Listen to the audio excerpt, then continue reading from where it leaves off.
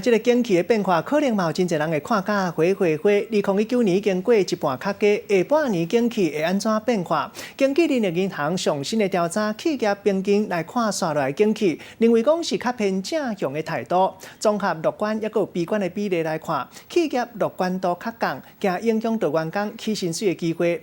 若9月过上新的公布景气对策信号，代表景气无稳定的那黄灯分数降甲剩17分，搁差1分就会变做景气无好的那灯，企业也有员工拢感觉足无安全感。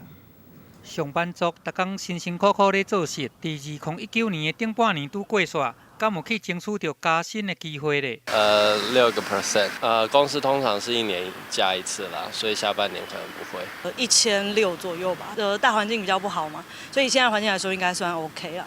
有加薪也是无，对普通的上班族来讲是差真济。根据人力银行的调查，伫2019年的顶半年，敢若有无到18%的劳工有加薪，剩的8成的员工，望伫个下半年，公司会当平均甲加薪2477块。不过，伫个未来，大部分的企业若想要加薪，恐惊会承受到这个景气的影响。根据国发会公布讲，即马景气对策的信号还阁是无稳定的。虽然讲伫个今年的4月有小可回稳，不过上新公布的这个综合分数却落价到17分，若是阁落1分，代表景气歹的蓝灯阁会倒起来。人力银行调查讲，企业展望伫个第三季的态度，乐观甲悲观的比例加4%。不过，这个数字却比顶一季减0.8%，这嘛代表讲有部分的企业已经开始烦恼景气的变变。